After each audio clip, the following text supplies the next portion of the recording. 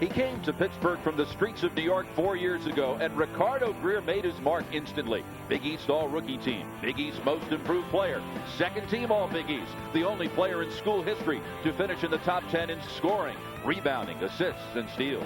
Today, he plays in venerable Fitzgerald Fieldhouse for the final time. The fans say goodbye to RICARDO GREER. Next.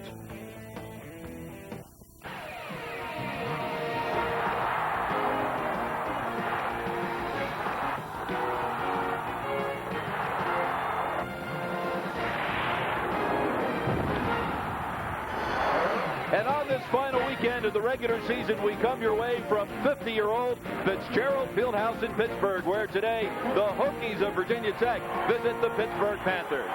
And a very pleasant good afternoon, everyone. I'm Bob Picozzi along with Bob Wenzel. Thanks so much for joining us for Big East basketball. It's been 4 years since Pittsburgh's last postseason appearance. A win today could put the Panthers in the NIT. It's also the final home game for the seniors.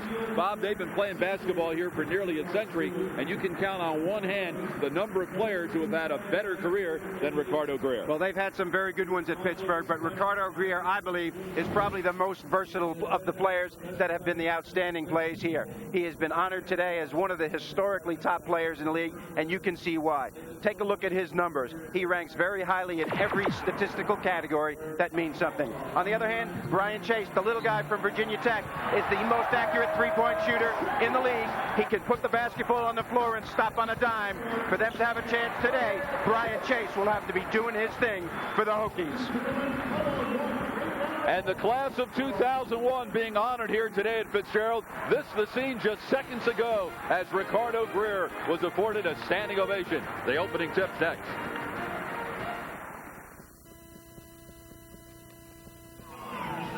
Starting lineup. First for visiting Virginia Tech. At forward, 6'11" junior from Trenton, New Jersey, number 15, Carlton Carter. Next up and forward, a 6'4" freshman from Winston-Salem, North Carolina, number 15. Checking 1, 2, 3. This is color. Checking 1, 2, 3. Checking 1, 2, 3. This is color. Checking 1, 2, 3. Okay, play-by-play, testing 1, 2. Play-by-play, testing 1, 2, 3. At guard, 6'7" freshman from China Grove, North Carolina, number 32, Carlos Dixon. And at center, 6'9" junior from Kinshasa, Zaire, number 45, Mephisto Dongo. Head coach of the Hokies is Rick Stokes. And now, here are the starters for your Pittsburgh Panthers. First up, at guard, 6'3" freshman from Buffalo, New York, number 1, Julius Page.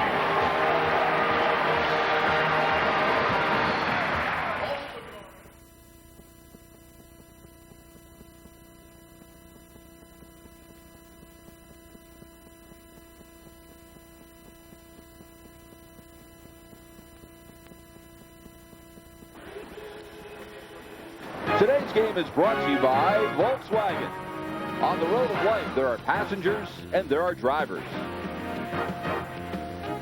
And by CSFB Direct. Invest online with CSFB Direct.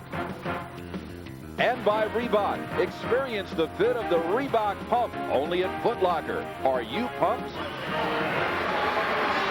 It's the class of 2001 from left to right. Isaac Hawkins, RICARDO GREER, and Griffin Abel playing for, in all likelihood, the final time here at Fitzgerald Fieldhouse. That is, unless the Panthers get a home game in the NIT. Now let's take a look at the CSFB Direct starting lineups. First of all, for Virginia Tech, junior Carlton Carter coming off a career-high 17-point performance in a loss to Notre Dame on Tuesday. He is the leading shot blocker on the Hokies. And Virginia Tech in its first season in the Big East, coached by Ricky Stokes. He's in his second year in the job, played in 2 Final Fours at Virginia.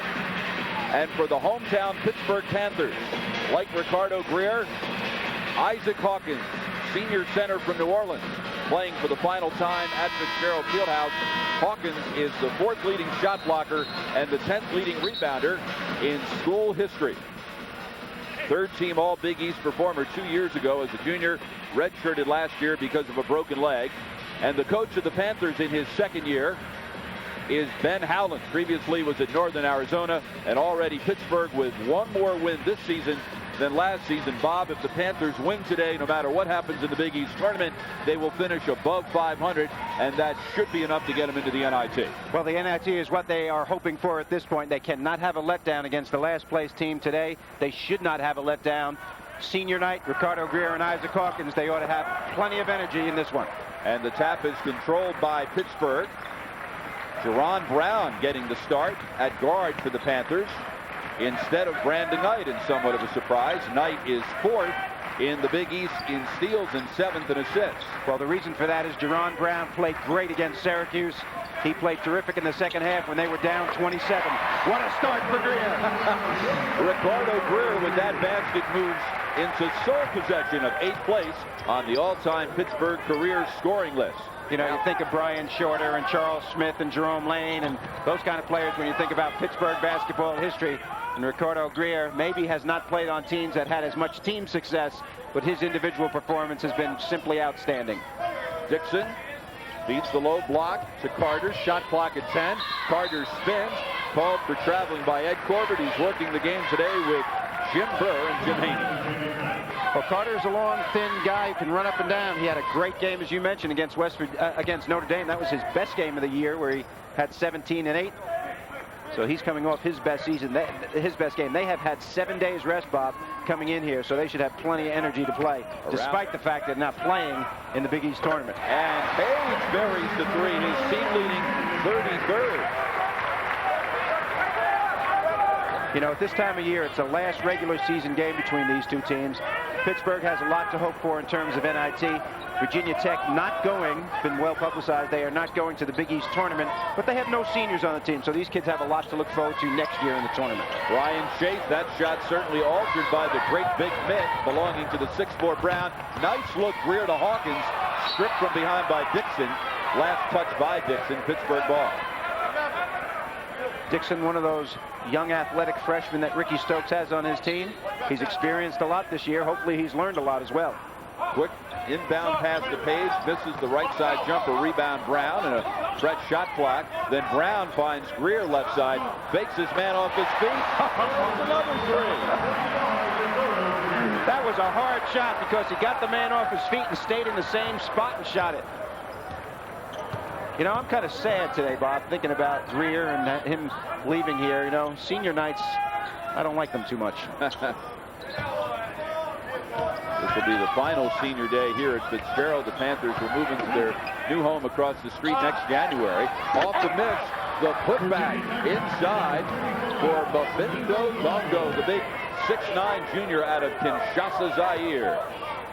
He's in his first year here. He's a junior college player, Allegheny Community College, so he'll have another year left with the Hokies as well. GREER juggles the pass, then controls, gives back to Page. Jerron Brown started 10 games earlier in the season at the point. GREER head fake, has the shot rejected by Gathings. Here comes Chase, but Pittsburgh gets back very quickly on defense. Right side Dixon, long 3, his 50th of the season. Well, he can really knock him in. He is not a shy player. He's their best one-on-one guy, I think, Bob. Long arms, quickness, can handle the ball pretty well. Played some point guard this year. They don't really have a point guard on the team. Chase is really a small 2-guard. That's been part of their problem, actually. Around the screen comes Page. Dongo altered it, so he decided to pass off. Good ball rotation to Brown. And over the back, the foul will be called on Donatas Zavatskis. You know, Zavatskis has been a very key player for them this year. And in the game against Syracuse, he was kind of invisible, only had 2 points. When he plays well, he's led them in scoring in 2 of their big victories, Georgetown and Seton Hall. When he plays well, he adds a lot to this team. He's a tough matchup. And he's their best 3-point shooter, best free throw shooter. Dixon gets the screen from Carter. Now on the roll, Carter takes the return pass. Head fake and over Hawkins. Rebound Zavatskis. Now they got numbers and they got a big 6'8" guy on the break in the middle. Well, he gave it to the right guy right there. Nice smarts right here. A hold call on the perimeter on Dongo. That will be his first and the first team foul on the Hokies. Brandon Knight coming in right now, Bob. You said in a surprise move. There have been times where Ben Howland has brought him in off the bench. I talked to Brandon before the game. He hurt his foot in practice yesterday.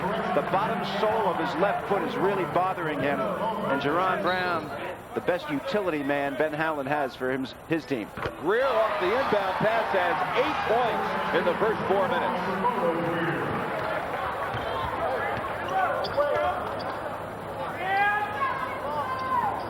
Right side with the ball is Gathings, getting the start today instead of Joe Hamilton. Down low, Zongo shoots over Hawkins, rebounds Zavatsky. Nobody going to the offensive boards for Virginia Tech at all right now. They need to get something there. Page down low, Hawkins all alone. Zongo gambled and lost.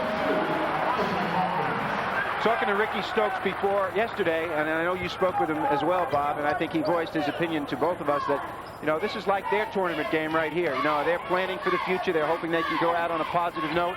They have not won on the road in the league. Both of their 2 league wins were at home against Miami and against St. John's. So, young teams struggling on the road. Only 1 road win out of the league against Mount St. Mary's. Dixon with time running down on the shot clock. Virginia Tech basket number 32. Virginia Tech also has lost 8 in a row, and it may not sound like much, but there's a big difference between ending your season with a win and a 9-game losing streak. I think you're right, and you know, 2 things are with them. They are very youthful. They've stepped up into the Big East Conference, and they have no point guard. Greer misses the 3. Rebound Chase, who leads the Big East in 3-point shooting percentage in the lane. Nice move by Gathings. Well, Gathings is one of those guys who slashes to the basket, and in their biggest win of the year, he had 17 points in 24 minutes against Miami, and he had the double-figure game against St. John's in their other Big East win. So he's been kind of an electrifying guy off the bench. He needs more minutes. Making the first start of his career, Page. Virginia Tech in the 2-3 zone now. Knight left side, Greer. Drives baseline, kick out Page, shot clock winding down. Knight shot, front rims it. Long rebound to Carter. Very unselfish by Page on that particular play. He's a 3-point shooter, had a look, gave it up. Zongo with the jump hook over Zavatsky, who then deflects the rebound to Knight. Pittsburgh with a 5-on-4 man advantage here. Left side, Zavatsky gives to Page. Knight looks inside, finds Greer on the right.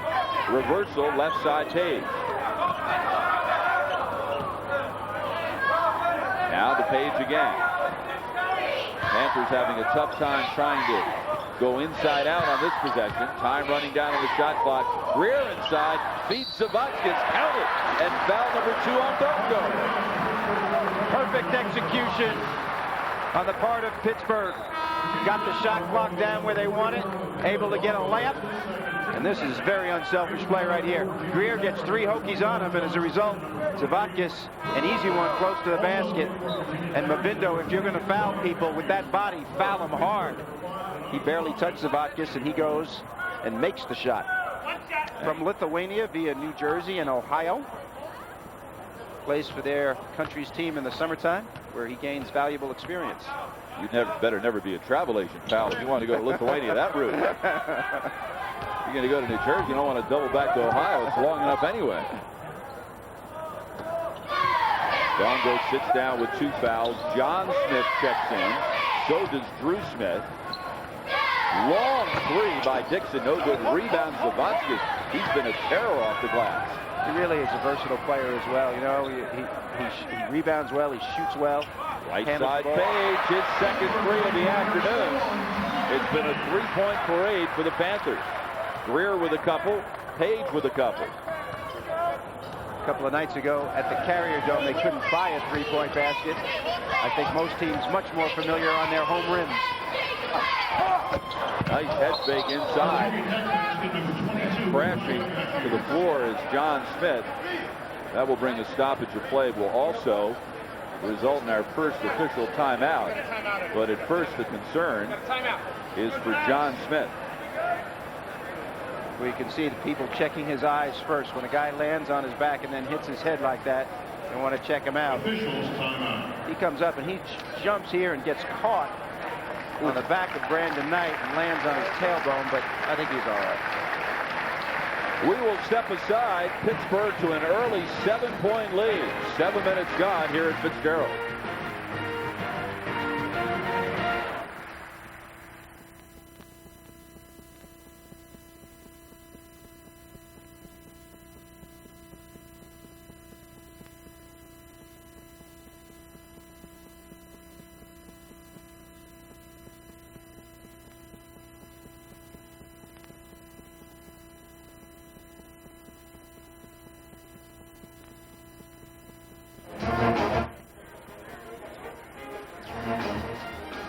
What's Pittsburgh from three-point range, John? She's going to bring it up on the screen. We're doing threes.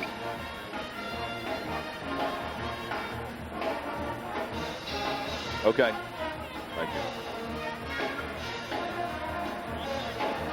They're going to put that on there. Okay, good.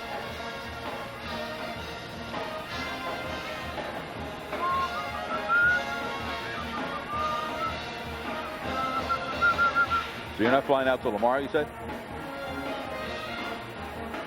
Where are you flying to? Philly. And then driving to Trenton?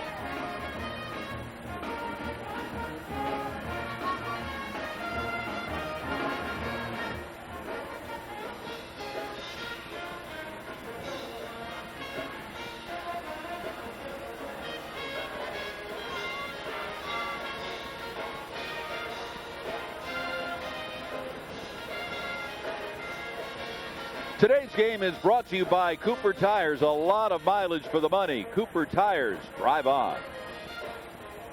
12:45 to go in the first half. Pittsburgh off to a 7-point lead, and Bob already 4 3-pointers for the Panthers. Well, Julius Page knocked this one in deep from his side. Ricardo Greer's got a couple.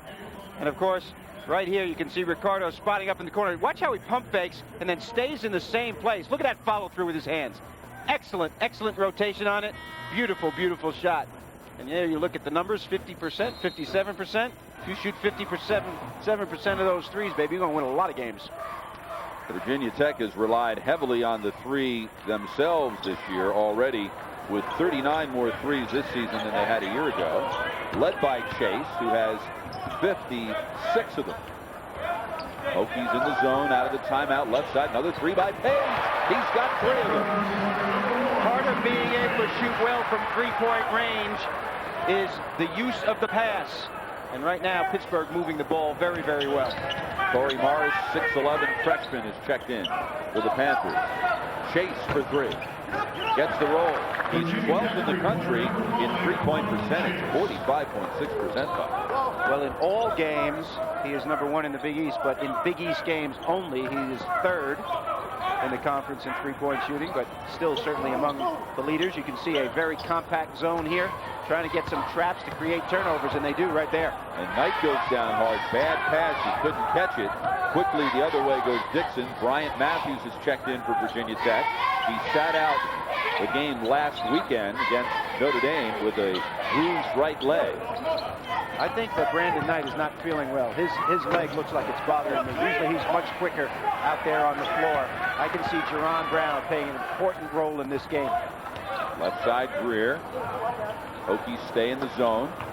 Good ball movement. Sabatskis, right side 3.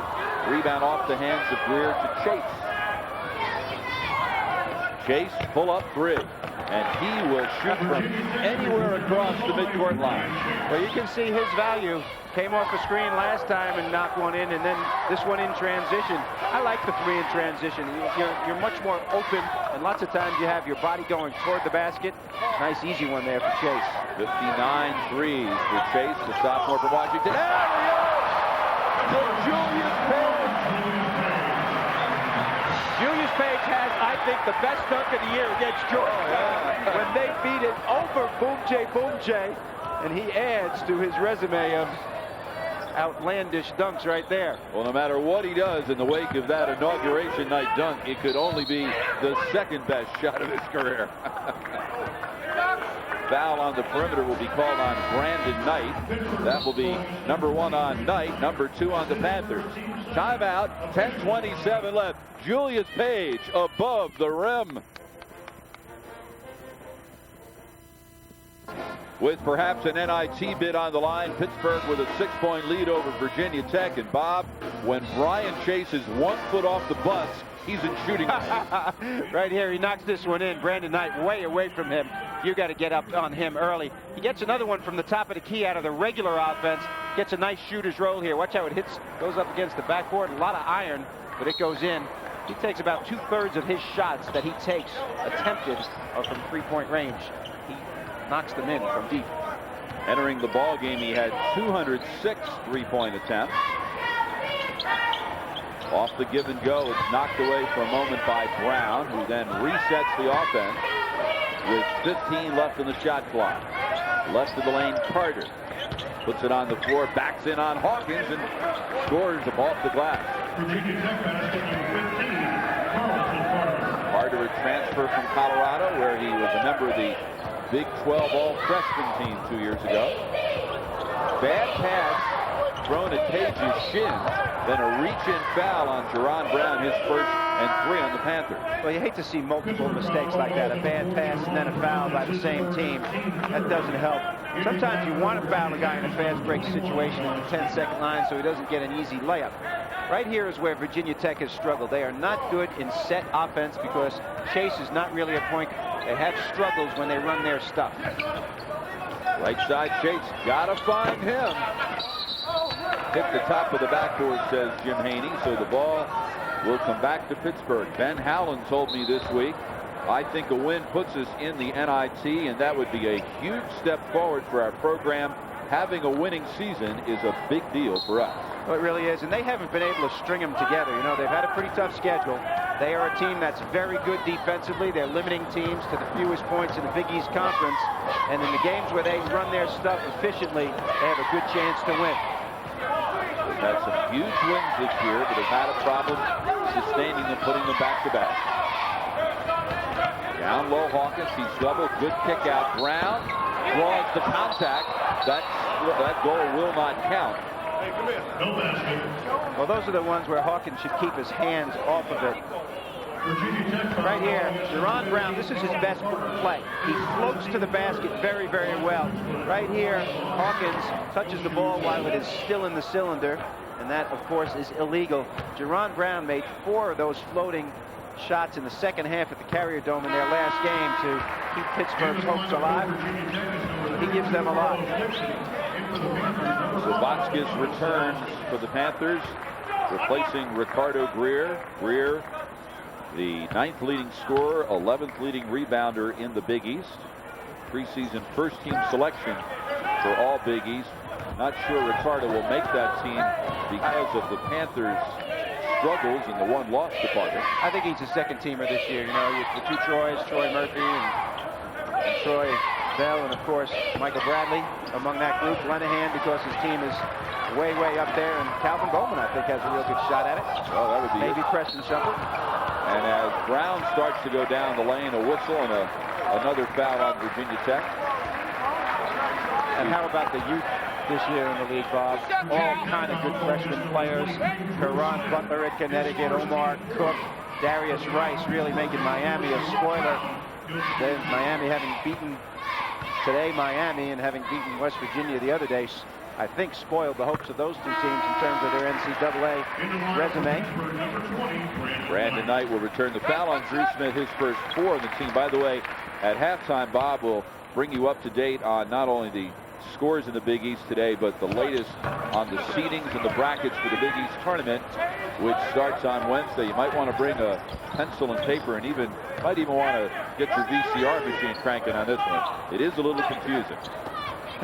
It's more than confusing, and the ramifications and permutations of this one, and we have tomorrow's games yet to be concerned about as well. And after we finish explaining it, then you'll be even more confused, I guarantee it. You should have seen us in our pregame production meeting trying to go over the bracket. It was comical. Gathers with the stop. I think Alice in Wonderland said things are getting curiouser and curiouser. And that certainly is the case in the Big East this year. Well, Miami, with the big win over Villanova today, really puts the Wildcats' postseason NCAA hopes into a huge question territory. Isaac Hawkins, the 5th-year senior from New Orleans, with the nice open look. 6-point Panthers lead. They've won 2 out of their last 3 after having lost 4 in a row before that. Gathings gets the ball hung up on his leg for a moment. Out to Carlos Dixon, one of 4 freshmen on this 12-man roster. Gathings, another one of the freshmen. Rebound fought for, held ball, possession arrow will point toward Virginia Tech, and that will bring us to another official timeout. 7:33 remaining in the first half here at Fitzgerald, and it's 27-21. You're watching Big East basketball.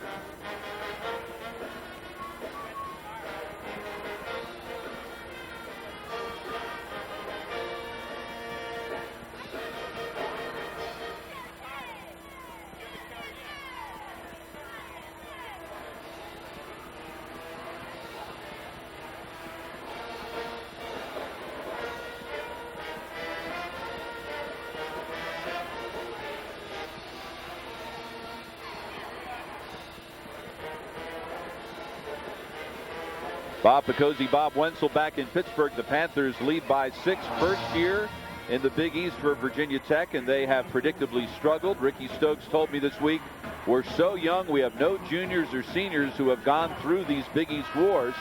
So whenever there's a crack in the foundation, we've really had nobody who can step forward and patch it. Well, absolutely.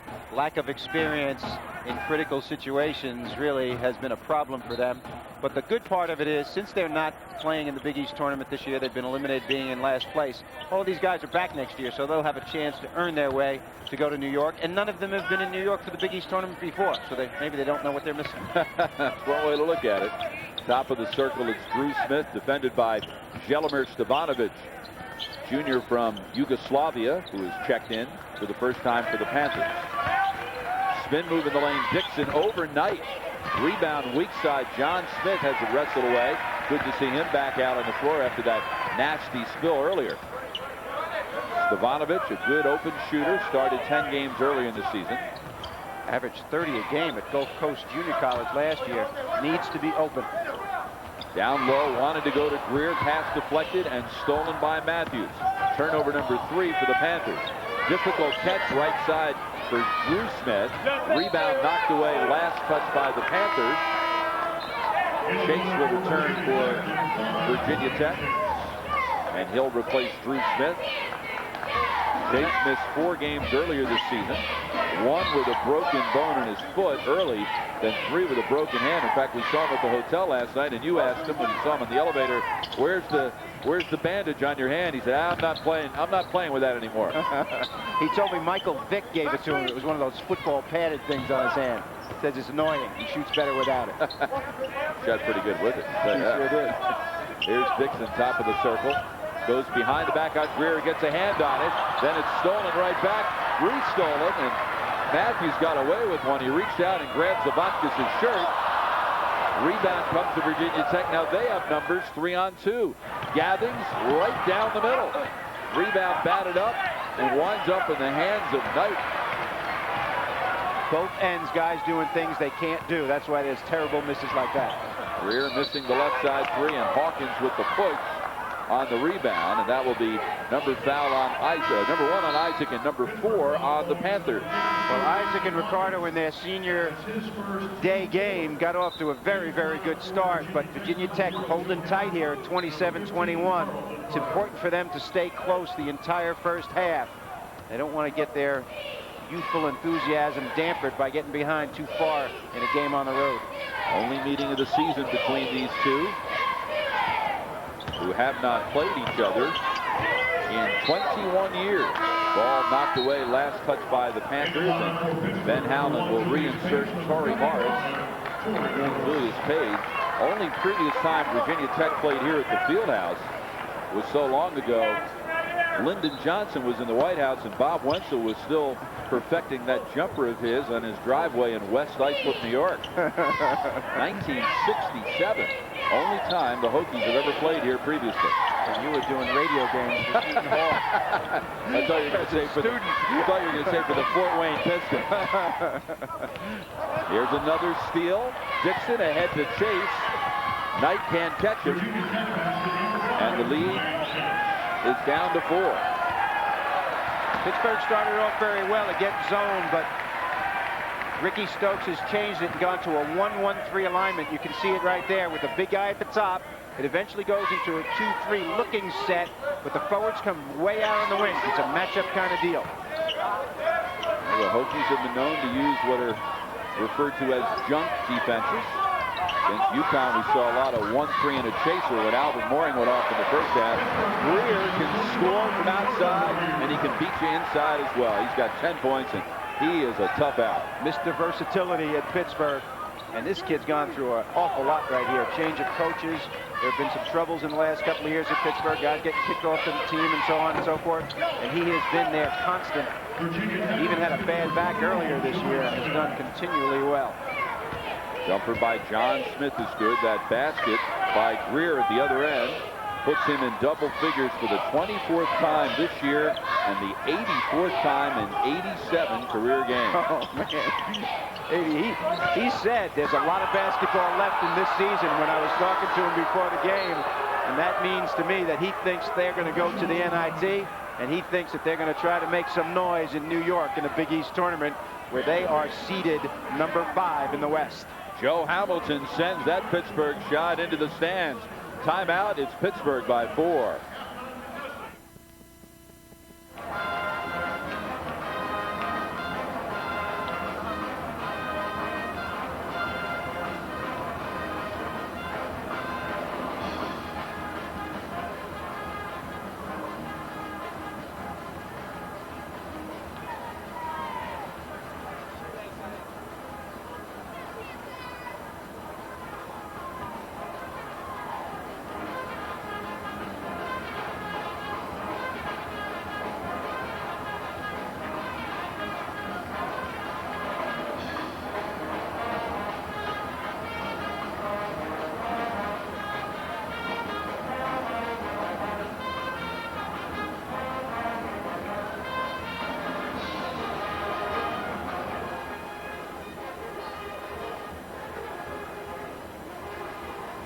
Pittsburgh leads Virginia Tech by 4, just under 4 minutes remaining. Now let's take a look at the Volkswagen Big East leaders.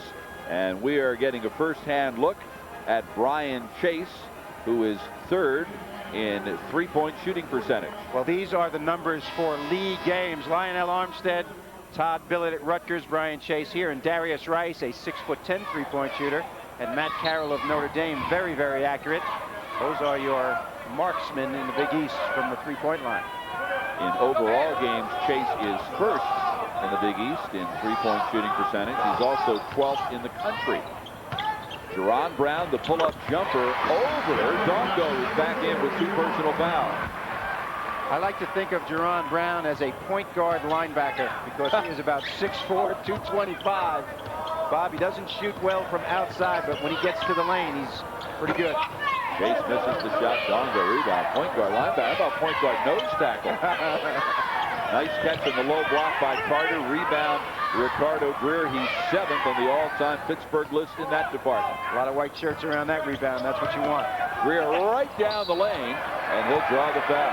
Notice the adjustment that Ricardo GREER has made, Bob. Early in the game, they're playing a compact zone. He makes threes from the outside. Now they're extending that zone. His team is struggling, and as a result, he puts the ball on the floor, takes it to the basket, gets people off their feet, and goes to the foul line. That is a smart basketball player. Plus, it's foul number 3 on Dongo. He'll have to depart following GREER's first free throw attempt. 55% is awfully good. And when you're at home, the numbers usually are very good. RICARDO GREER, along with his brother Jeff, who as we speak is playing his final home game at Rutgers against Providence. Together, the all-time leading brothers scoring tandem in Big East history. Nice family. They were honored for that feat both here at Pittsburgh when Jeff played here a week ago, and down in Piscataway when RICARDO played at Rutgers the last time. Panthers really struggling from the line this afternoon. Now 2 for 7. That is what has kept Virginia Tech in it. Dixon stripped from the weak side by Brown. 2-on-2 has Page right now. He'll reset the offense and find GREER on the left, and GREER gets to the foul line again. Well, he's getting there, but he's got to make a little bit more. He's a 68% shooter from there. Carter, 6'11". This kid can run, and he's only in his first year. As you mentioned, he transferred from Colorado, so he's still getting his feet under him in the Big East Conference as well. GREER began his career here 4 years ago by being selected to the Big East All-Rookie team. Last year as a junior was second-team All-Conference, and he shared the Most Improved Player Award in the conference with Seton Hall's Shaheen Holloway. As we mentioned, a likely candidate for second-team All-Conference honors this season. That will be announced this week. Big East tournament getting underway Wednesday at Madison Square Garden with 4 games. New format this year because the league has been divided into 2 17 divisions. Only the first 6 teams in each division make the conference tournament. Down low, Carter misses the shot. Rebound last touch by Carter. With 2:22 remaining in the half, and the lead is 7. Well, Torrey Morris is a 280-pound freshman, and he gets fatigued quite often. He hasn't played a lot of basketball, so Ben Howland gets him in and out of the game. Played a great game against Seton Hall when they won at the Meadowlands, 10 points, 10 boards. And he had to shuffle him in and out. Chad Johnson checks in and immediately is stripped as he goes up. Dixon on the open floor.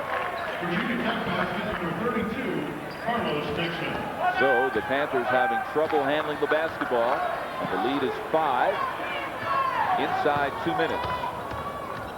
Pittsburgh 9th in the Big East in turnover ratio. Nice move to the hoop by the redshirt freshman from Lexington, and a head gathered.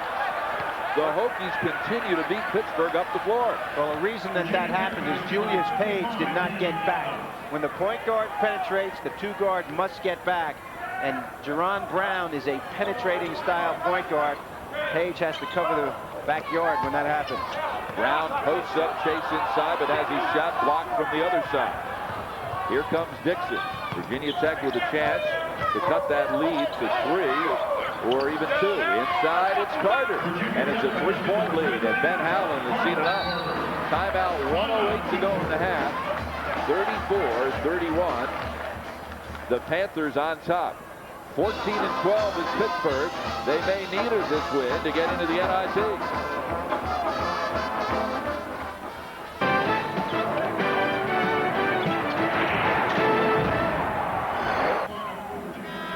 Back in Pittsburgh, where the Panthers' lead has been reduced to 3 with 1:08 remaining first half. Well, Jerron Brown is a penetrating style point guard, and he comes in here and really does a number against Virginia Tech. And of course, on that play, showing his physical prowess around the goal. He is not a guy who shoots the ball from the perimeter. Brown will bring it up the floor. As we mentioned a couple of times, Brandon Knight not at 100% physically today, and not playing as much as a result, and that has cost the Panthers. It really has, because he is their main point guard. He creates a lot more for them, and they're used to having him at the controls. Following the Hawkins miss, it's Chase, and he gives to Dixon, who will be called for travel. Turnover number 4 for the Hokies. Trying to go too soon is Carlos Dixon, but he's an athletic guy. I was talking to Bill Dyer, their SID, before the game, and I think Ricky Stokes has a nice pair of forwards in Dixon and Matthews, swing kind of players who 2 or 3 years from now will be much more physically imposing and all of this experience they're gaining now will make them good players.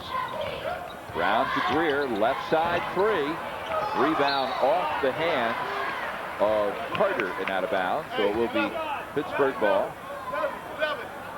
Ricky Stokes says when we're able to limit our turnovers, we're able to stay in the game. They had only 5 turnovers in the loss to Notre Dame last Saturday. And that was their best one of the year, but Notre Dame has a lot of other things that can hurt you besides that. Virginia Tech last in the league in turnover margin, but Notre Dame first in the league in terms of wins and losses, and they are awesome in the front with Murphy and Ryan Humphrey. Shot clock is off, so the Panthers will play for the final shot of the half, up 3. Brown gives to Page. Now finds Greer. Greer looking for his 4th 3 of the afternoon. Rebound chase, and that'll do it. So a good start and a bad finish to the first half for the hometown Panthers. It's 34-31 Pittsburgh. In a moment, a look at a thrilling Big East regular season.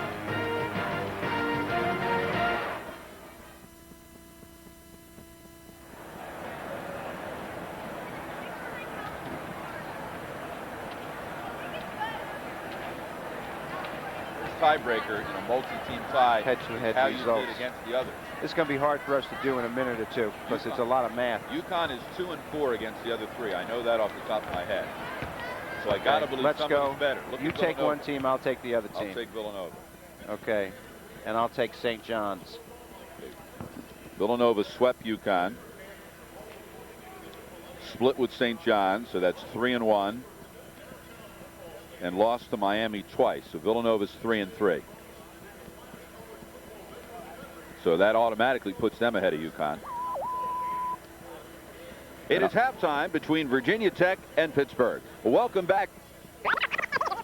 Miami split with UConn. We're doing Connecticut, Miami. Miami swept and Villanova. So that puts them 3-1. And they lost twice to St. John's. They're 3-3. So what's St. John's? I think UConn's 6 right now. My God, I can't believe that. Connecticut. UConn split with Miami. It's 1-1. Lost to Villanova twice. It's 1-3. And split with St. John's. 2-4. Villanova. St. John's is 1, 2, 4-2, I bet. 3. No, they're 3-3. 3-3. That doesn't add up. That doesn't add up. 1, 2, 3. How many games?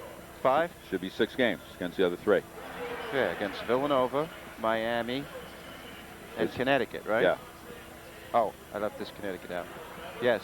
They're 4-2. St. John's is 4.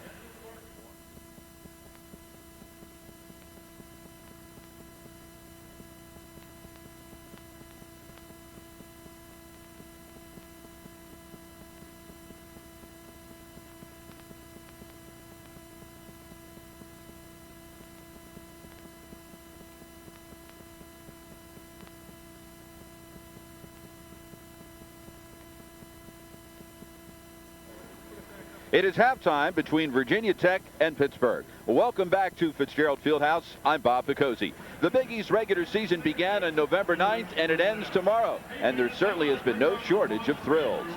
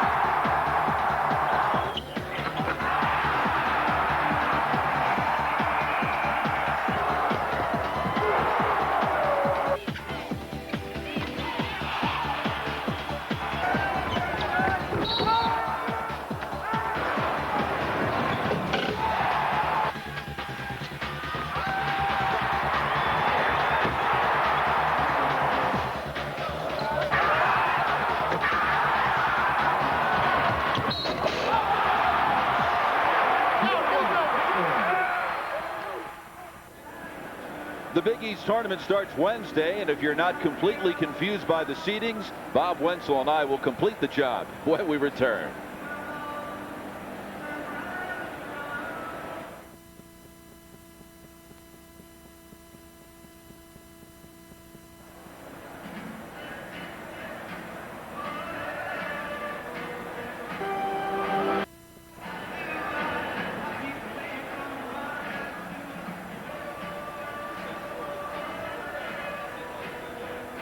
Okay. Okay.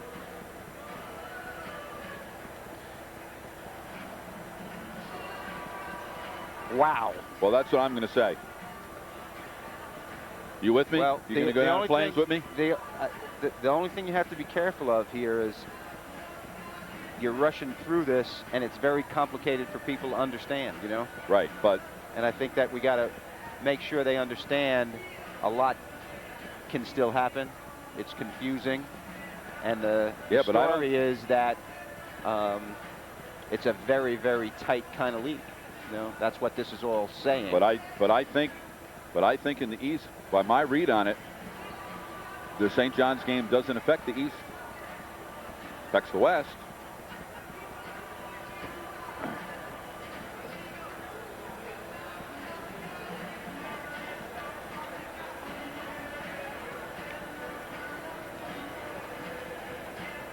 Can't see this, can you? Can you see any of this stuff? Can you see this? Okay. I don't have chocolate on my face, do I? Attention, Panther fans, be sure to tune into the Ben Allen postgame show immediately following this afternoon's game on Channel 97, 96.9 FM. That also affects UConn's NCAA hopes. Oh, big time. Knocks Rutgers out of the tournament, too.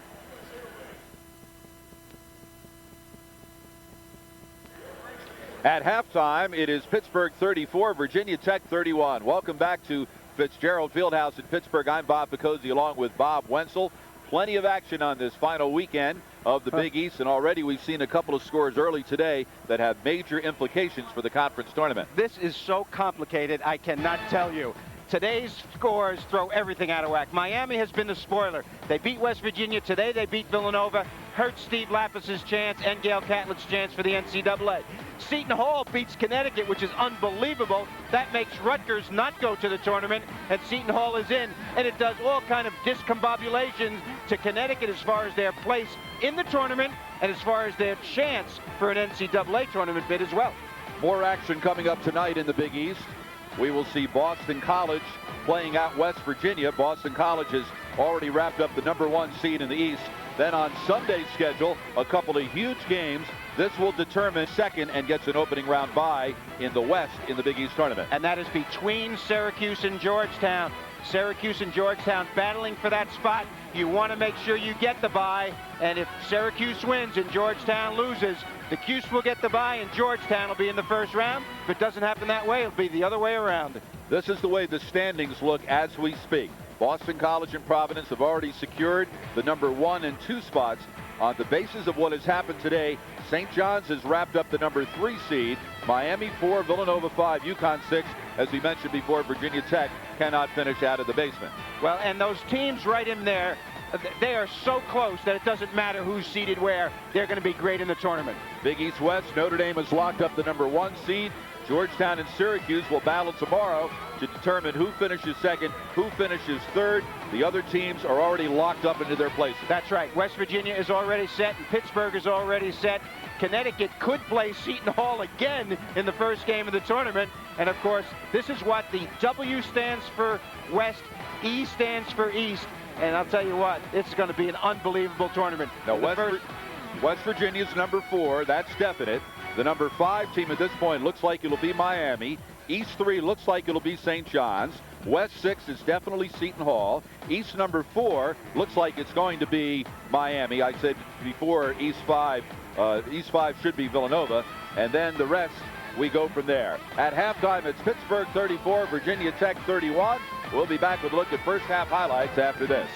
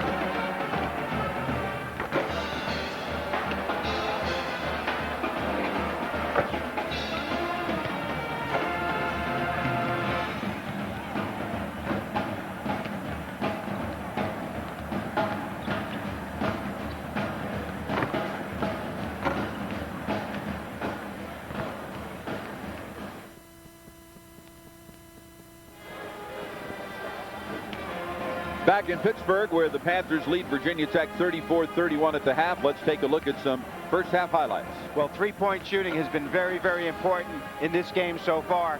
And Brian Chase has been the best three-point shooter in the league, and he has not disappointed in the first half with his accuracy. Ricardo GREER 2 for 6 from three-point range, and Julius Page 3 for 3 from three-point range in his area of expertise as well. So 34-31 right here on the heels of the three-point shooting of both squads. And we'll be back with the start of the second half from Fitzgerald right after this. Bob Picozzi and Bob Wenzel back in Pittsburgh, ready to start the second half. The Panthers lead Virginia Tech by 3, and it's tough to win when you don't go to the foul line. Absolutely, and Virginia Tech has not been there, and it's tough for Pittsburgh. When they're there, they're terrible, 3 for 9. But the three-point shooting, 3 for 9 and 5 for 12 is the story of the game so far. Pittsburgh shooting 50%. And Julius Page told me, Bob, before the game, that this is the first time he's wore the blue headband. And I said, why are you wearing that instead of the white one or the gold one? He says it's for good luck. And so far, he's 3 for 3 from three-point land. I notice you're not wearing any headband today. What does that mean? I used to take it to the basket. On the left, it's GREER. You would have loved the three-point rule, my friend. I would have, actually. Ricardo GREER, baseline Hawkins, kick out GREER. He's got 3 threes. Rebound, far side of the lane, is pulled down by Danny Gavins, getting his first career start. Bob, you know, the one problem with falling in love with the three as a player and a team, you start making a few and you get a big spurt, and then you don't make them, and you can fall behind very quickly. You have to have balance inside and outside. Pittsburgh went away from that balance in the first half. Which, by the way, has been a huge problem this season for Seton Hall. Today's win over UConn notwithstanding. That is an awesome win. I can't believe they won that game. Carter missing the shot. Long rebound off the hands of Dongo to Ricardo GREER, who had 11 points, 3 rebounds, and 5 assists in the first half of the final home game of his college career. No good by Page. Rebound Zavatskas, and he'll draw foul number 4 on Mavindo Dongo. Well, Mavindo is learning how to play. You know, he's a very physical presence in there, but he doesn't really know how to move his feet as well defensively as he will as he grows a little bit older. Right here, Zavatskas much more clever, uses the pump fake. Mavindo backing up, but bodied him with the lower body, and that's why he caused the foul. Zavatskas is Pittsburgh's best free throw shooter at 83.3%. So Dongo will have to sit, presumably for a good long while. He's replaced by Bryant Matthews, who did not start today because of the bone bruise that he suffered in his right leg. Didn't play at all last week against Notre Dame and just got back onto the practice floor on Wednesday. Absolutely, and sometimes that throws your timing off when you're out a little bit. And of course, they've had 8 days between games as well, so he hasn't played in a game in quite some time. Nice D right there by Jerron Brown. I like his versatility. You know, he's not a shooter like GREER, but he gives them penetration, physicalness at the point guard spot. And you got to have somebody physical guarding Chase. You don't want Chase to get a lot of clean looks. Chase out of Dunbar High School in Baltimore. Was a high school teammate of Boston College's Xavier Singletary. Pull-up jumper is good by Carlos Dixon. Nice, well-executed play right there. They'll run lots of those kind of plays better when they're a little bit older. They should come back to that and run the same exact thing next time. Pittsburgh led by as many as 10 in the first half. Cut to 3 at the half. It's 3 right now. Page looking inside, nothing there. And that's been the case all day for Pittsburgh. There's been nothing there inside. Zavatskas, long 3, long rebound. 3 on 3 for the Hokies. I think Pittsburgh's falling in love with the 3 a little bit too much right now. The thing that they can do is either pass the ball inside to Hawkins or have that young man penetrate into the lane. Jerron Brown can get inside stuff, even though he's a guard. And I think that's what Pittsburgh needs at this juncture of the game. Too much jump shooting going on. Pittsburgh hit its first 3 threes and is 2 of 11 since. Off the inbound, Carter with the jumper, and Virginia Tech is within a 1. Something to admire in the Hokies right here. Zavatskas to Jerron Brown. Virginia Tech in the zone. We've seen that zone virtually every Pittsburgh possession. We've seen a couple of different zones. around left side, GREER. Notice how every pass is around the perimeter. No dribble penetration, no pass penetration at all by the Panthers right here. Shot clock winding down. Baseline goes Brown. Kick out GREER. Somebody has to launch it. Ricky does and hits it. Pushes on the line. It's a 2. I'll tell you what, there's an experienced player making a very, very important shot. Ben Howland describes Ricardo GREER. He's been the lifeblood of our program for 4 years. A special kid with a great attitude. His unselfishness and work ethic rub off on our younger players. Well, that's high praise right there from Ben Howland. Those are the kinds of things that you'd like to have people say about any of your players, and he exemplifies a lot of good qualities in college basketball. Downloads the Vatskis, and he does a good job of drawing contact and getting to the foul line, and when you shoot free throws like he does, that's a good thing. Ricardo GREER at the buzzer. The pull-up jump shot, a little off balance with his lower body, but very square with his upper body. The good flick of the wrist knocks it in. Ricardo GREER has done that lots and lots of times during his stay here in Pittsburgh. Foul, by the way, on Carter. That's his third, so 4 on Dongo and 3 on Carter. Brandon Knight returns, Bob, and we talked about his bad foot, and I think that's affecting their play today. Normally he's in there about 30 minutes and not able to really play his normal game today with that foot bothering him. It's also a huge factor at the defensive end. He's 4th in steals in the conference. Only a sophomore, and he's 9th in the all-time career steal list here at Pittsburgh. And that is a well-made point, because Virginia Tech only had 4 turnovers in the first half, and usually they turn it over about 19 times a game.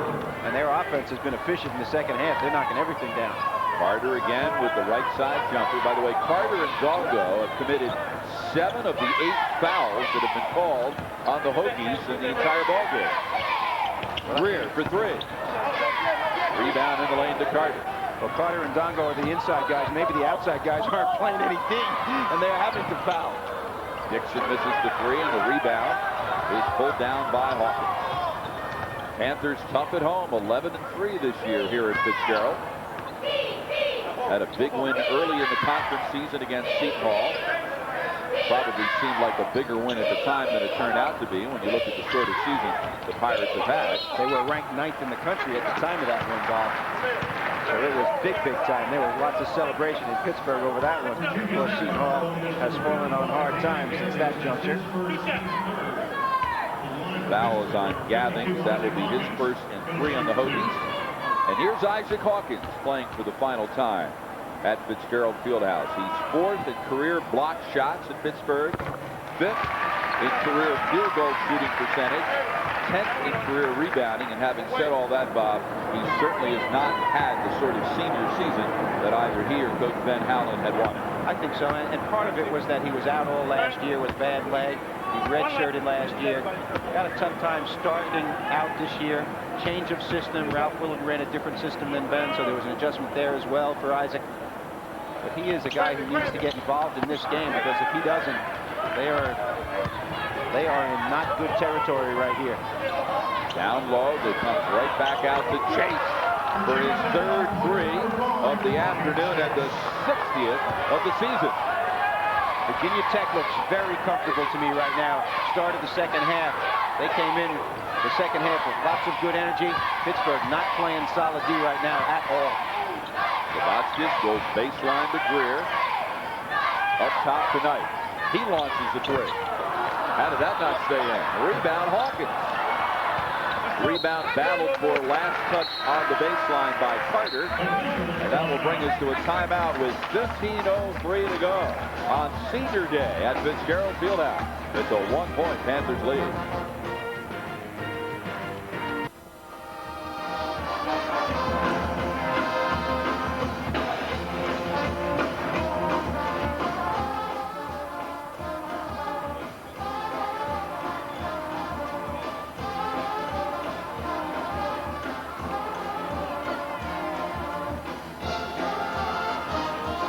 Right, isn't that Ricky's sister?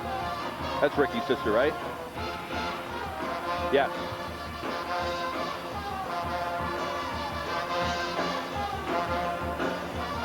Okay.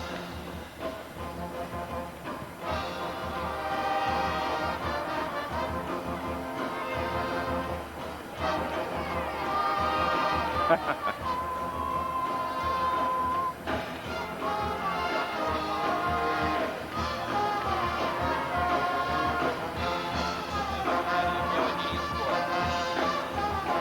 want to know what the final score of that hospital.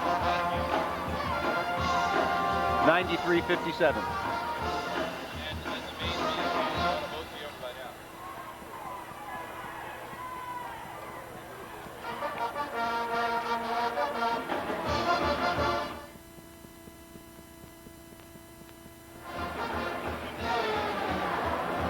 It's Pittsburgh 41, Virginia Tech 40. 15 minutes remaining. The Panthers already locked into 5th place in the Big East West. Out of town, Maryland. Oh, my goodness. Score. What is happening the last week of February? Tennessee finally breaking out of it. LSU gave Mississippi, beat them the other night, so Tennessee had been on a downward spiral. Check these out. Wisconsin beating Iowa. They're in for sure. And at the half, the big game today, Stanford, UCLA. UCLA beat Stanford last time in Palo Alto. Second time in a row they've beaten them there. Life in the ACC. Virginia beats North Carolina on a Wednesday, then comes back. What did they lose by 35? Are you kidding me? I'm telling you. Down low, GREER loses the handle, and it's taken away from the weak side by Virginia Tech's Bryant Matthews. Crowd wanted a carry. Chase for 3. That one's certainly altered by the Panthers. Kick out, and what a tough catch by Chase, not by his ankle. Nice hustle by Drew Smith to keep that alive. Foul line bobbling the ball is Carter. Shot clock at 10. Gathings wants to go on Page, gets the screen, shoots over, and misses everything. Brandon Knight. Sophomore from East Orange, New Jersey. Right side, Savatsky's 3. They needed that badly. I think right now, Bob, Pittsburgh is overly concerned with their offense, and they need to get down and dirty a little bit at this end. They've been a little bit passive, and that is not what they are usually like. Usually much better defensively. 27th 3 of the season for Savatsky. A heck of a screen by Carter, but a rejection by Hawkins. Shot clock did not recycle. Matthews, an up and under move. He'd like to rethink that, I'm sure. Here's GREER, 3-on-2. On the right is Page, and a blocking foul on Drew Smith. And Page went down hard. Well, solid defense right on the last 2 possessions. Hawkins getting a block. People getting their hands active right here as we take a look at Page. Right here, pretty good fast break, 3-on-2 situation. RICARDO gives it up, and he comes back down on his back a little bit. These guys are resilient. And at the other end, RICARDO came up limping the last possession down, but he stayed after it and seems to be fine right now as well. So Page will go to the free throw line. You made the point before, Bob, that normally Pittsburgh a very sound defensive team. Panthers allow only 65 points per game, tied for best in the Big East in that category. Well, they do a solid job defensively, and then what they do is they use the clock a little bit offensively and show patience, and as a result, they keep the games in the 60s and low 70s, and that's where they need it for the structure of their team. A little JP #1 on the head there, Julius Page. Panthers only 9 of 16 from the line. That's bad, but what's even worse is Virginia Tech has now played 26.5 minutes and has yet to go to the foul. You need to give them a compass to get there. Well, I'll tell you what, part of it is that for a while, I don't think Pittsburgh was playing aggressively enough. Now they are. A little fronting inside, a little bit better, push the guy off the lane like GREER just did. Joe Hamilton outside to Drew Smith, and the shot clock is all the way down to 10. You can't give guys too much space. You got to play close enough to challenge, but not get beat. Dixon spins, shoots over Jerron Brown, rebound inside Carter, and there you go. Issue a commemorative stamp. With 12:52 to go in the ball game, Virginia Tech will attempt its first free throw. Well, Torrey got him. This was very solid defense by Jerron Brown. He kept his feet on the pump fake, challenged the shot, and it was a bad miss. And as a result, Morris didn't get his hands up soon enough. Carter gets his opportunity at the line. Morris needs to keep his hands up. When you're a 6'10 player, you keep your hands down. You might as well be 5'10. First foul on Morris, 2 on the Panthers. Ricky Stokes says, we have to compete to build for next season. We've had good practices this week. Hopefully we'll be ready. He was very concerned about how his team would approach this game when there's absolutely nothing to play for that's at least tangible. Well, you said it right, tangible. I mean, when you play for pride, always. Nice shot by Torrey. But you always play for pride, you always play your best. That's the nature of the thing. That's the nature of sports. Inbound pass was taken away by Jerron Brown, but he was standing on the end line, so it'll go right back to Virginia Tech. I like Jerron. He's an alert kind of player. Keeps his cool and yet plays with passion. Has played an important role tonight as well. No matter what happens today, the Panthers are assured of their first winning regular season since 96-97. That was the last time they played in the postseason when they went to the NIT. They haven't been to the NCAA tournament since 1993. Hamilton. Right side, Drew Smith for 3. Rebound on the lane to Greer.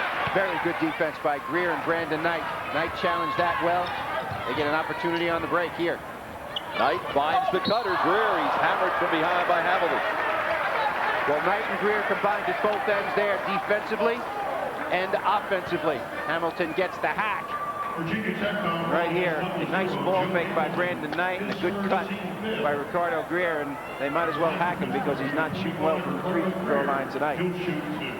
You mentioned, Bob, earlier that you don't like senior days. You don't like to see players like Ricardo Greer play for the final time. You'd like to see him go on forever. Ricardo Greer, you know, you can't say that he's the best player in the Big East, but he might be the most engaging young man. He really is a terrific guy and a guy with a lot of experience. You know, when I said that about senior day, it's when I'm an announcer I don't like it. I loved senior day when I was coaching. Well, you see all those good players graduate and get out of my hair. Well, you would volunteer to drive them to the commencement in the middle of January. Get them out of there. Greer with a couple of free throws. And speaking of senior, here's walk-on Griffin Abel, a senior from right here in Pittsburgh. His playing time has been sparse in his senior year. Only his 7th game. He's played only 13 minutes, and you hear the crowd respond. And let's see what he can do playing at Fitzgerald for the last time. Well, he is a delightful guy. He and Greer are good buddies. Left side, Chase no good. Rebound Brown. Panthers have opened up that lead to 8. Hokies had cut a 10-point lead to 1. They never did catch all the way up. This is an interesting move, Bob, because Ben Howland has not waited until the last moments to put Griffin Abel in. The game certainly is not decided by any stretch of the imagination right now. So he is playing not meaningless minutes. These are important minutes right here. The Panthers only have 10 players on their team. Shot clock winding down, and Brown with a big right side jumper. So the Panthers equal their largest lead of the afternoon. Well, the reason that they've gotten ahead right now is they've played much better defense in the last 5 or 6 possessions, and Ricky Stokes knows it, so he's calling timeout. As we mentioned, it's senior day, and the 3 seniors, Griffin Abel, Isaac Hawkins, and Ricardo Greer honored before the game, and were walked out to midcourt by their various relatives. And the Ricardo Greer story is an amazing one. That's his sister, Jacina Clausen.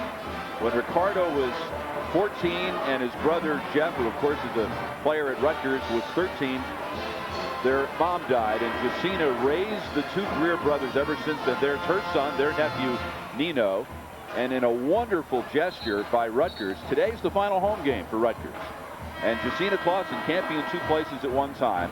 So at Rutgers, they held their senior night at their second-to-last home game, so she could be there to walk out her other brother, Jeff, to midcourt, and today to walk out Ricardo. But obviously, she is a huge person in the lives of the Greer brothers. A great, great story, and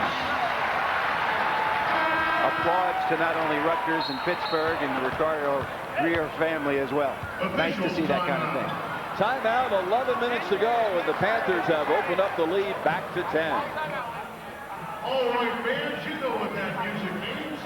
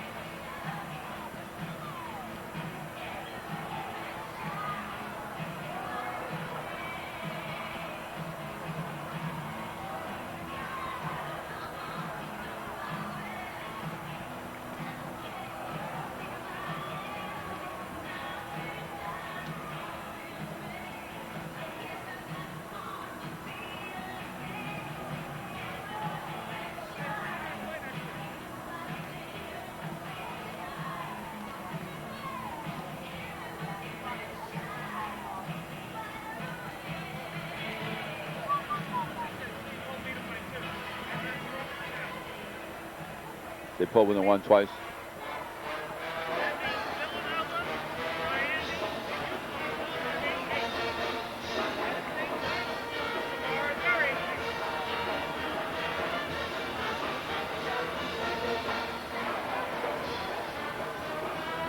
It's Pittsburgh by 10 on senior day at Fitzgerald Fieldhouse.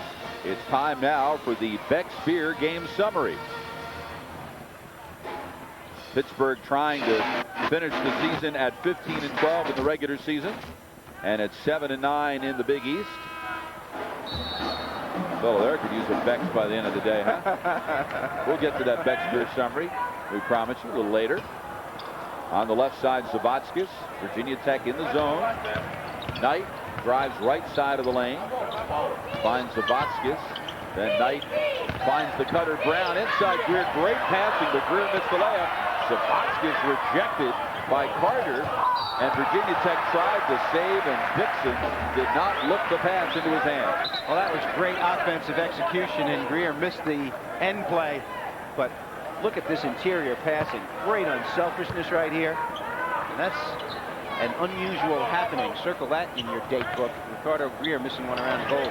Knight for three. That's 2 threes he's taken, and both of them went halfway in and bounced out. Last touch by Tech, however, and it will be Pittsburgh ball beneath its own hoop. Those are the critical junctures with 10. You can see the Beck's Beer summary right here.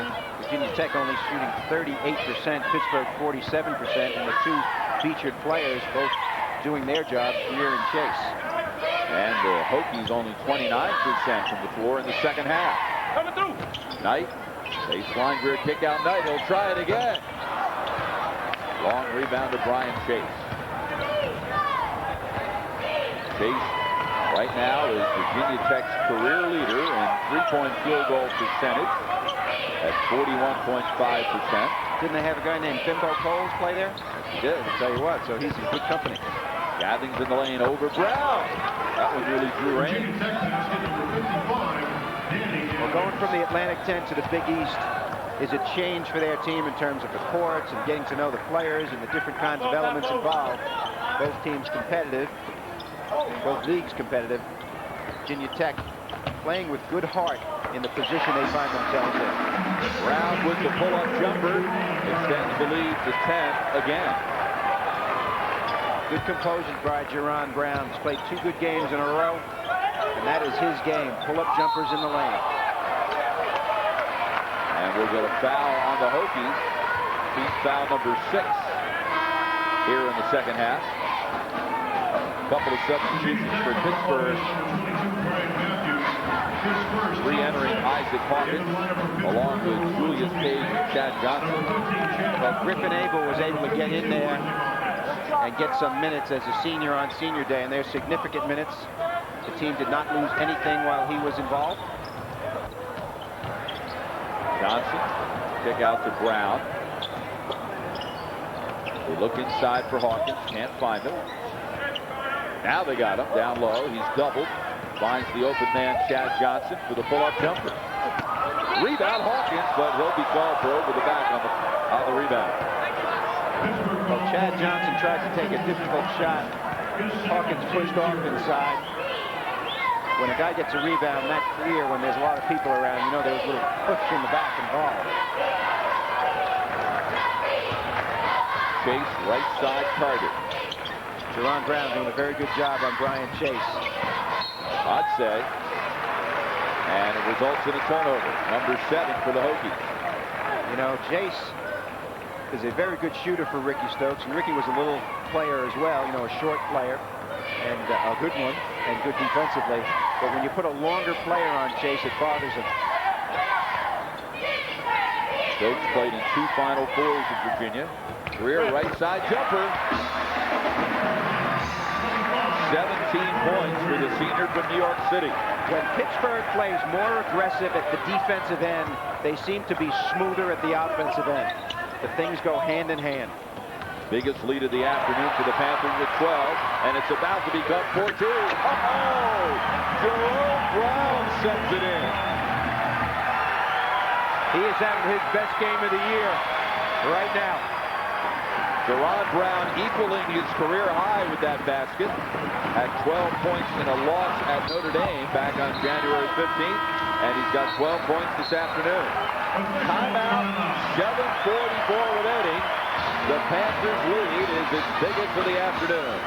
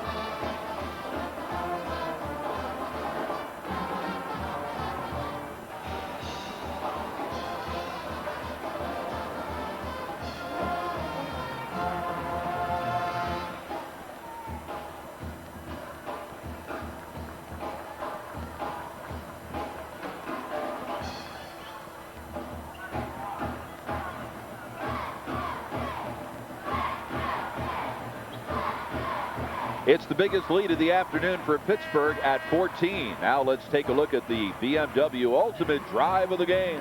Well, for Jerron Brown, I think that's a 528i or whatever they call that nice sedan they've got at BMW, the BMW drive of the game, and fitting that it's coming for a player who's playing his best game of the year, Jerron Brown. Now, who was the Big East player you were telling me bumped into you in a hotel and had something to say about the BMW drive of the game? Yeah, he said he was the BMW drive of the game in the last game. When was he expecting delivery? No, who was it? You want to attach a name to that? I can't tell you. Okay.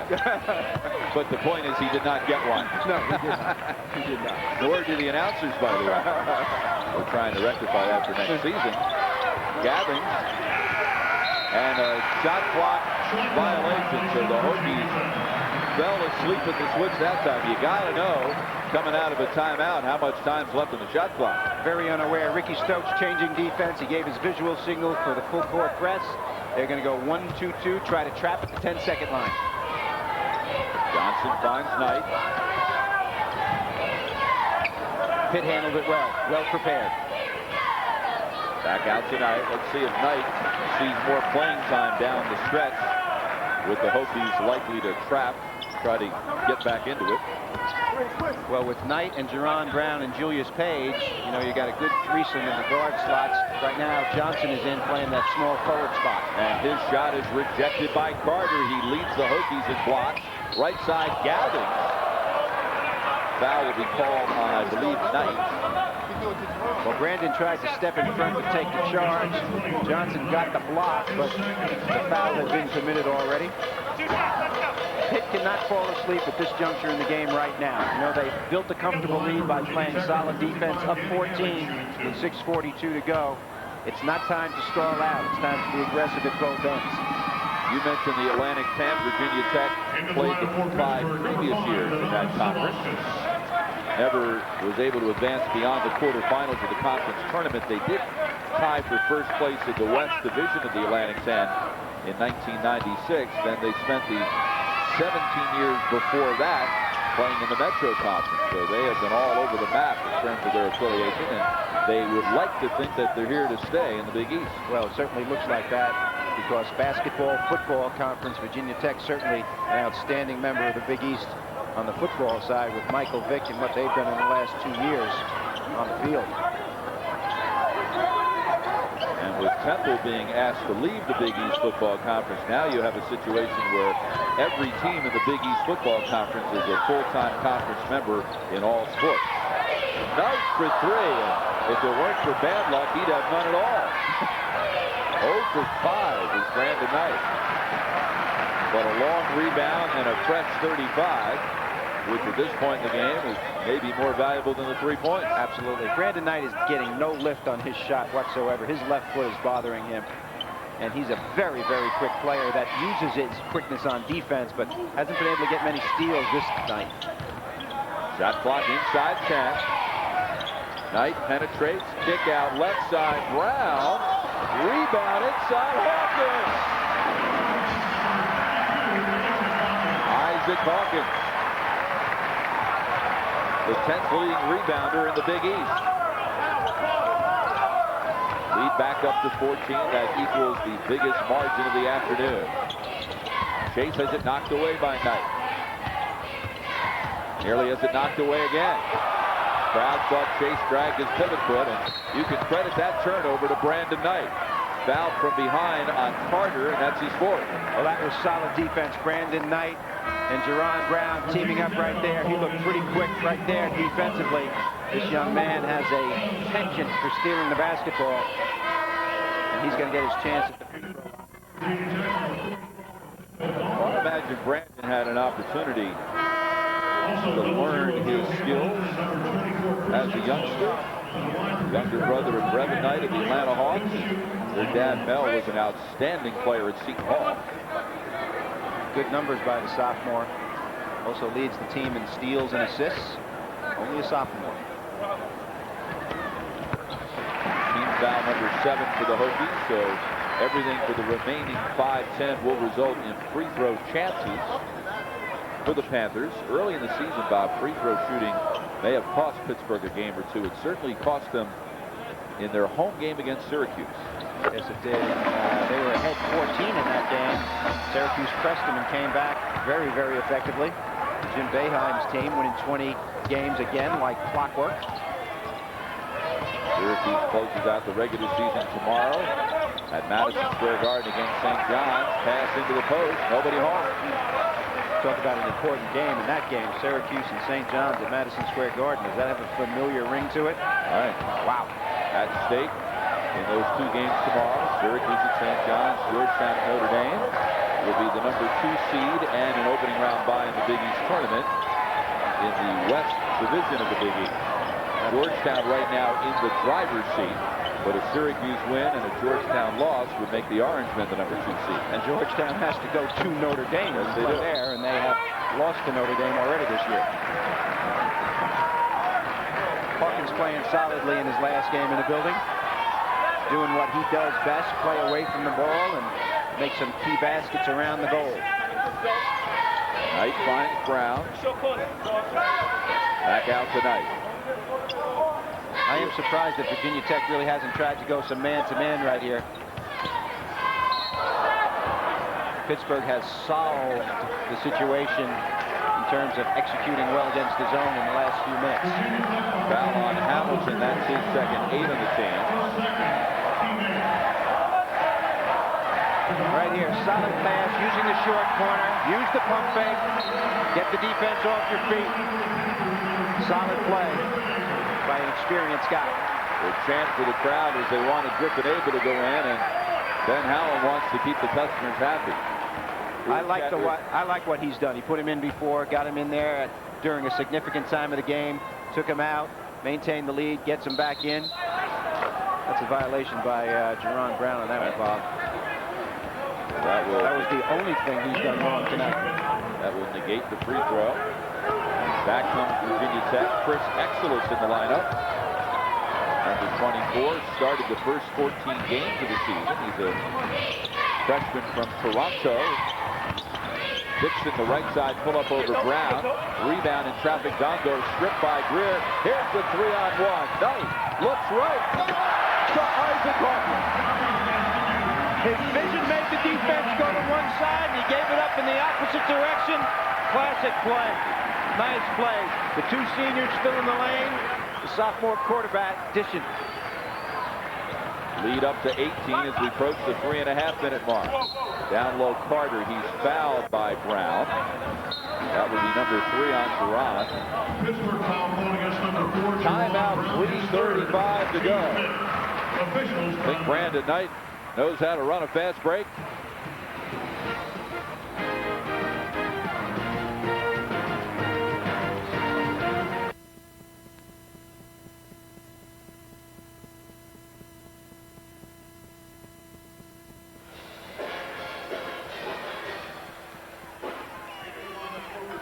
That really means, if that's the case, there's only one thing left to be decided.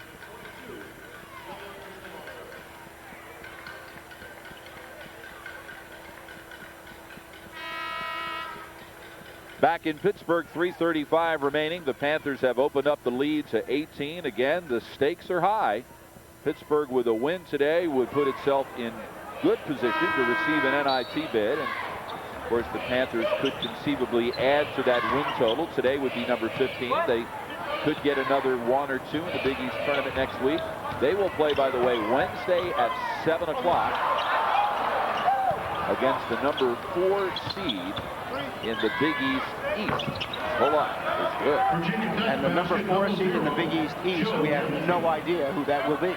Well, actually, we believe it to be Miami. We'll find out. On the basis of today's results.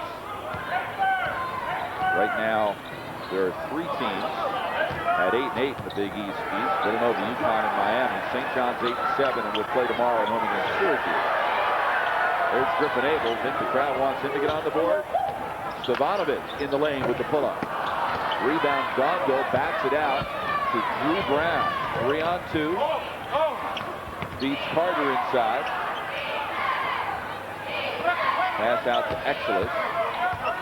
Now Abel at 6'4" is being asked to guard the 6'11" Carter. Stolen by Hawkins. Here's Greer. Let's see if they set up Abel.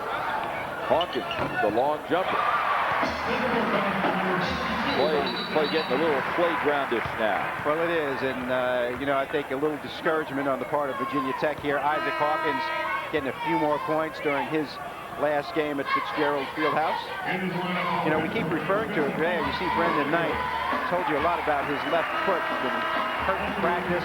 Told me before he has tape all the way up on the heel of it, all the way to the sole of his foot. And it's obviously bothering him right now. He's played well with pain tonight, and Jerron Brown has filled in very, very well in his absence.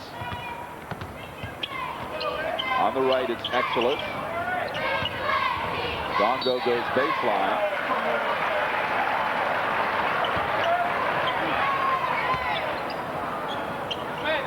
Full court pressure right now by Virginia Tech. 2-2-1 variety. Jerron Brown handles it very nicely. Please go ahead. We're not supposed to root. All right, on senior day. With 1:46 to go and an 18-point lead. Let's see if they can get Abel on the scoreboard. Now he's not supposed to pass here. Oh, we go. Greer with the assist. You saw he took care of him too. Assist number 6 for Greer. Griffin Abel is on the board. Nice to see.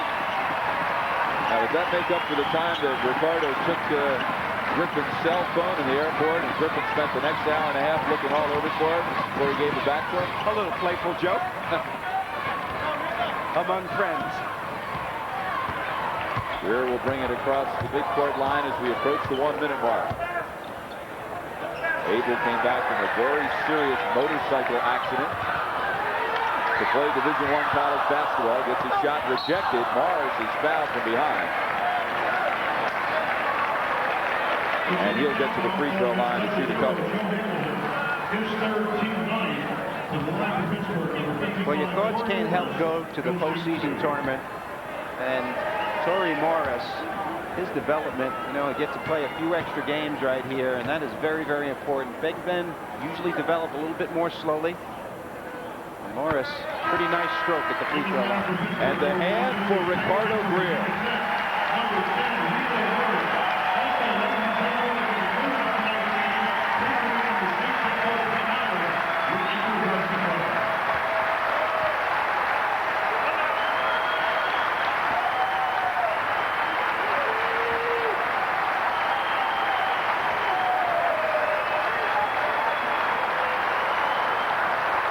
In his final home game of his career, 17 points, 8 rebounds, 6 assists. So Bob, he now has 1,650 points, 8th most in Pittsburgh history, 851 rebounds, 7th most, 359 assists, 8th most, and he's also 5th in career steals. Other than that, he accomplished very little in his 4 years here. You can't accomplish more than that. And good character to boot. Rico Murray is checked into the lineup, number 10 for Virginia Tech in the final 36 seconds. If you're wondering where Ricardo GREER fits in Pittsburgh history, well, chatting before the game today with the longtime radio analyst for Pittsburgh basketball, Dick Grote, lived his entire life here in Pittsburgh. He says he would have to be, by any standards, considered among the 10 greatest players in Pittsburgh history. Dick has seen them all. He's been doing the games on the radio for the last 22 years. And he knows basketball, having been a great player at Duke, Player of the Year. Abel, are you kidding me? There's Dick Grote. Griffin Abel stealing the show. Timeout, Ricky Stokes, 18 seconds left. Now, was he saving this move for 4 years? I'll tell you, a little English off the board. Nice play by Griffin. He's got 4 points in this game. Yeah. You mentioned Dick Grote. Shoots a few hoops at Duke, National Player of the Year in 1952. And, of course, not a bad baseball player either. National League Most Valuable Player in 1960 on the famed Pirates team that beat the Yankees in Game 7 of the World Series on the Mazeroski homer. Joe Hamilton with the uncontested dunk inside. But the Panthers very much wanted to send this senior class and Ricardo GREER in particular out a winner, and they have accomplished that.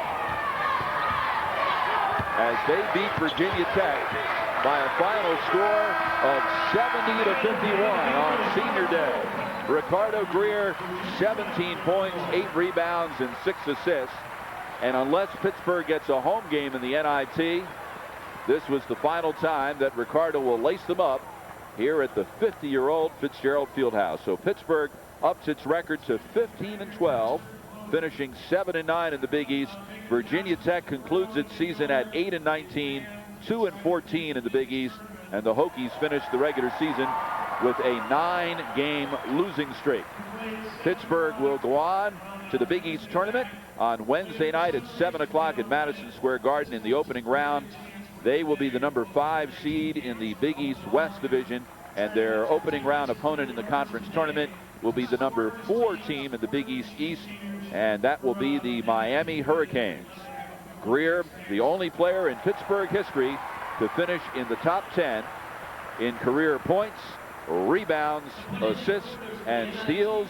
And Ricardo GREER standing by with my colleague Bob Wenzel. Thank you very much, Bob. Ricardo GREER here, senior night. Tell me about your feelings. I was very emotional at the beginning. I was holding them tears because I want my team to see me that I was a little scared, but happy we got this win going into New York with confidence and trying to win it. Well, you have been a pleasure to coach against and a pleasure to call your games as a broadcaster as well. You are a guy who epitomizes lots of character and a guy who's been through a lot during your career here at Pittsburgh. What would you like to say to the fans in terms of your Big East career? I'm going to miss it. I did it for them. I'm going to miss everybody in Pittsburgh, and we're just going to continue to win and hopefully get some more games in here, but I love them all. Well, congratulations, Ricardo. It's been a pleasure knowing you, and good luck in the Big East tournament as well. Thank you very much. Coach. And there's a look again at Ricardo's sister, Jacina. We mentioned the story for those of you who weren't with us earlier.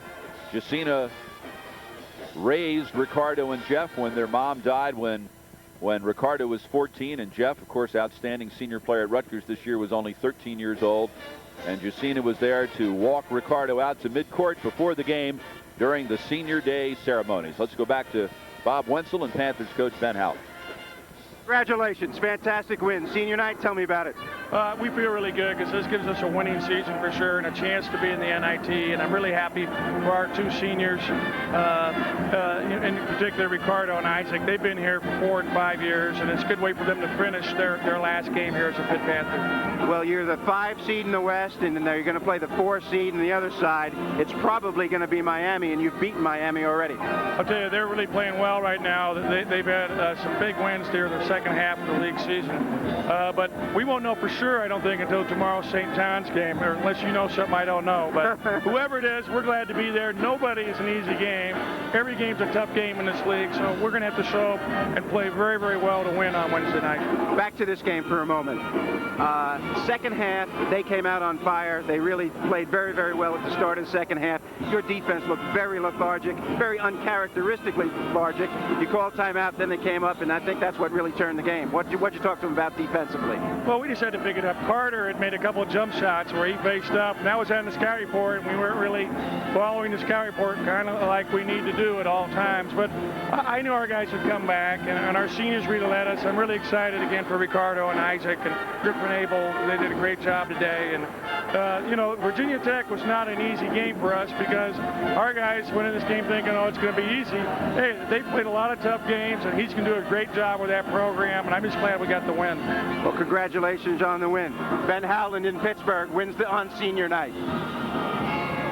Okay, Bob, thank you very much. The Panthers, for the first time in 4 years, finished the regular season with a winning record, 3 games over 500. Back with more from Fitzgerald after this.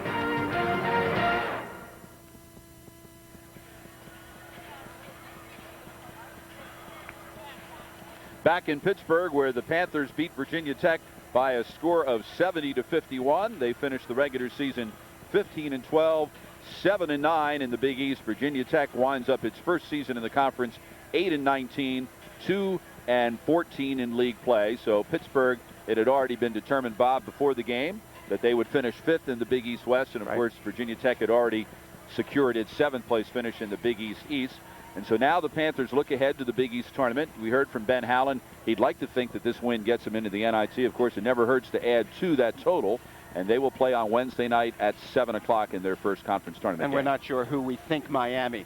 You know, the funny thing about Pittsburgh's situation right now is you're battling for an NIT, you're battling for an NIT, and usually Big East teams, if they have over 500 records. So this game was critical. Had they lost this game and then lost first round in the Big East tournament, they might not have had a chance. So I think their chance for NIT is very good. And of course, a lot of talk has been gone around about who is not going to play in the tournament. You know, and we knew Virginia Tech was one of those. And now we know that Rutgers is the team on the other side who will not play by virtue of Seton Hall, your alma mater, winning today.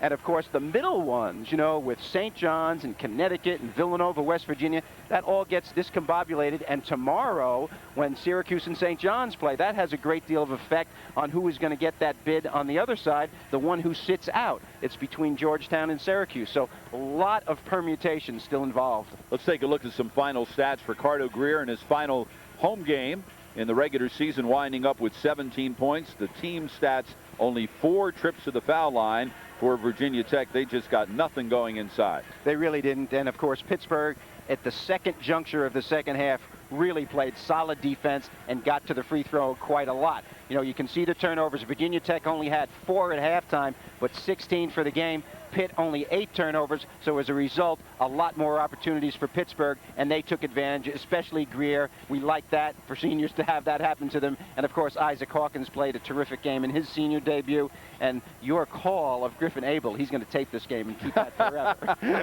Oh, I think the memory of making the shot will outlive the call. Let's take a look at the standings up to date. Earlier today, Miami beat Villanova, and UConn losing at Seton Hall. So Boston College has long since secured the #1 spot in the East. Providence 2. St. John's still with 1 game to go. Now, by our calculations, even should St. John's lose tomorrow, that obviously would create, actually those standings are wrong. UConn finishing 8-8, not 7-9. Should St. John's lose tomorrow, That would mean a four-way tie at third for third place at 8 8/8, and the first tiebreaker then is how you did head-to-head against the other three teams. Well, St. John's was 4-2 against Miami, Villanova, and UConn. Miami and Villanova were 3-3 against the other three, and UConn, because they were swept by Villanova, was 2-4. So the order in which you see it is the order we believe it's going to be for the Big East tournament, regardless of what happens tomorrow. St. John's third, Miami fourth, Villanova fifth, and UConn sixth. Now, over in the West, more to be determined, as you mentioned. Notre Dame is locked up number 1, and just skip past Georgetown, Syracuse for a moment. West Virginia's fourth, Pittsburgh fifth, Seton Hall sixth, Rutgers seventh. That won't change. But Georgetown and Syracuse, who will finish second, who will finish third? Tomorrow's two games will determine that. That will determine it. The other thing that I'd like to add to that is that UConn has done damage to its NCAA bid, because they were cruising along, really doing well, winning a whole bunch of games at the end of the year after they had lost 5 in a row, playing great, beating the top teams, you know, beating Boston College, beating Providence, beating Notre Dame, and then they go to Seton Hall and lose that game, which was a very critical game to them. Now I think they're going to have to do a little bit more damage during the course of the Big East tournament to get their bid. And who will they play? We'll let you know. We'll take a look at the bracket when we return to wrap things up from Fitzgerald Fieldhouse in a moment. Again, Pittsburgh beats Virginia Tech 70-51.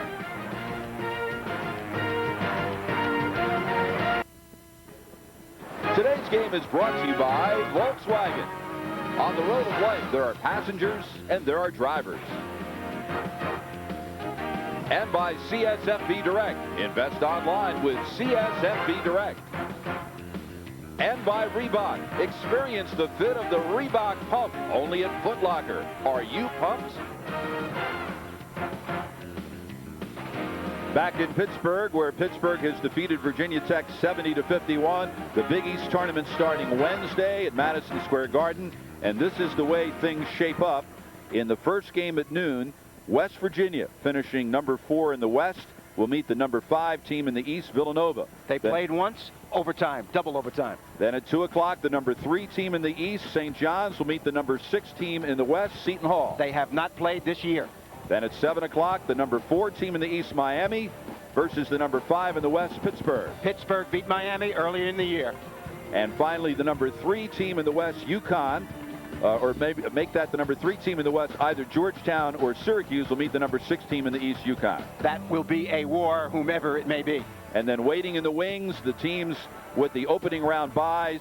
East number 1, of course, Boston College. West 2 will be Georgetown or Syracuse. West 1, Notre Dame. And East 2 is Providence. Well, those teams are going to be very profitable situations because they don't have to win 4 games in 4 days to be the Big East champion. And again here at Pittsburgh, the Panthers on Senior Day beat Virginia Tech 70-51 to finish 17-12. RICARDO GREER 17 points in his final home game. For Bob Wenzel, I'm Bob Picozzi. Thanks so much for joining us, and so long from Pittsburgh. This has been a presentation of ESPN Plus, the worldwide leader in collegiate sports television.